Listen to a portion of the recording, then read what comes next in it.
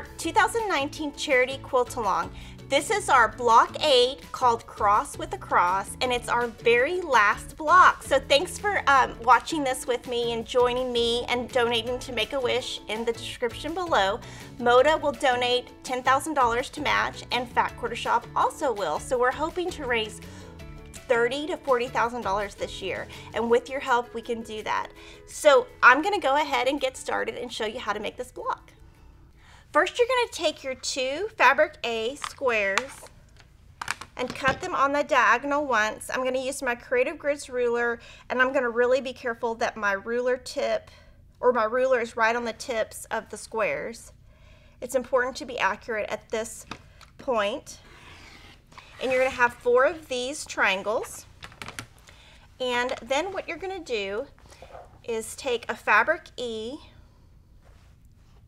rectangle and take 2 of your squares, Fabric A triangles, and you're going to line them up just like that. And what you're going to want to pay attention to is this right here. You want to make sure this is lined up. Ignore this. Ignore the top. And what I like to do is put them right sides together, and I'm going to put 3 pins in.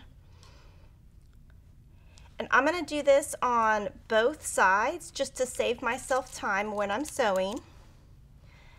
You're going to be making 2 of these units, so I'm going to kind of put that aside and put this down.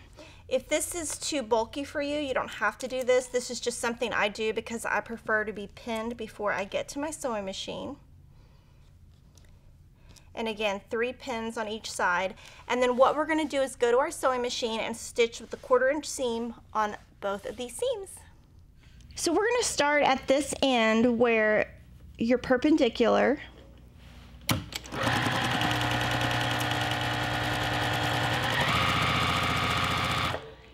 And you can stop stitching right there.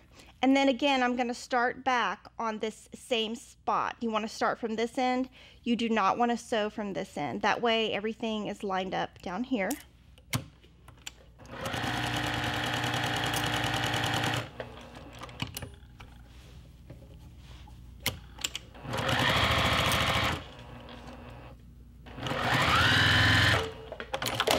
And now we'll go press. So we're going to press this unit. The first thing I'm going to do is set the seam on both sides.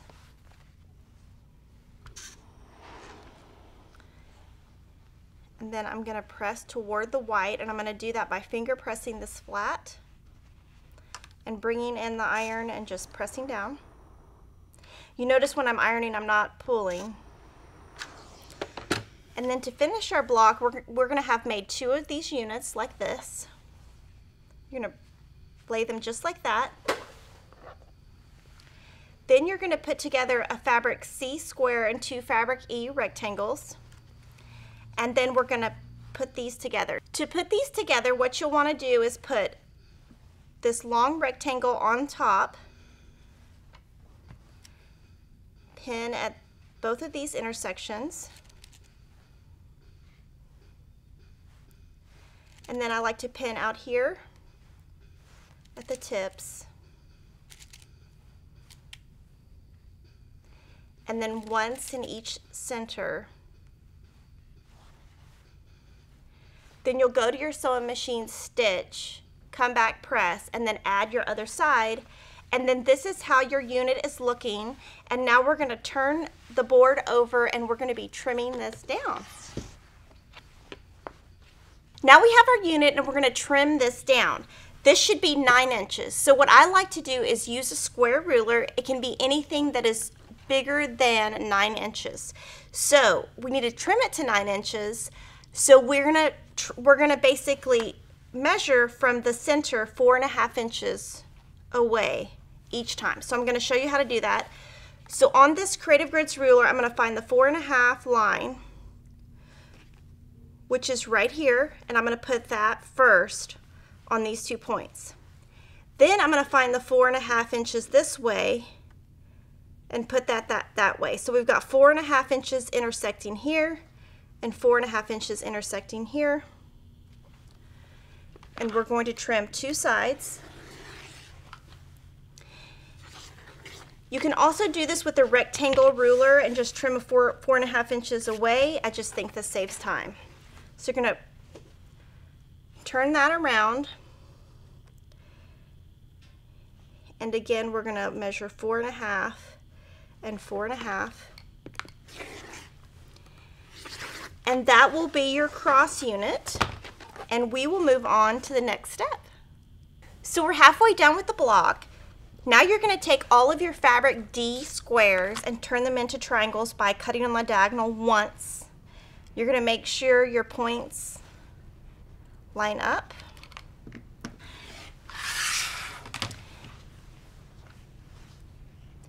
And then we're going to place these with a fabric B square. And then what you will do is first put this right sides together, pin 3 times. And then when you go to your sewing machine, you're going to start from the end that is the square, not the diagonal or the triangle or whatever you want to call it. You want to start there, stitch 1/4 inch away and press according to your pattern. And that will look like this. You will cut your dog ear off, and then you will add the last triangle the same exact way, and when you start stitching, start from the square. And that is going to look like this. And you're gonna have 4 of these. And then what we'll do is we'll put the center with all of these. And this is how your block is forming. It's so beautiful. And then what we want to do now is the same technique we've been using throughout this quilt. You want to take the center of 2 sides, put a crease and pin. Do an opposite side. And sometimes this takes a lot of work, but I feel like if you do this, you're gonna have much more accurate blocks. Now from here, you can see your center right here. So you just place this center right here, pin in place. Then you're gonna pin on both outsides. And then once in the center. The pins I like to use, the number is C103, and I like them because they're very sharp. If you're a beginner, they might not be the best thing for you because they will really stick you. But they're the pins that I love and I always use. So go ahead and finish this.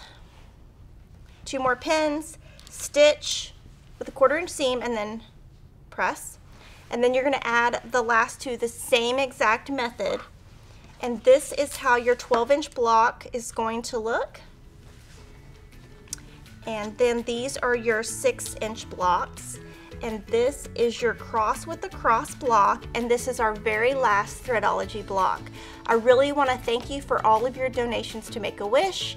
And if you would love to still donate, there is a link in the descriptions. And you can watch our next 2 videos in 2 weeks where we're going to show you some tips on finishing and putting together your piece backing. Thanks. See you next time.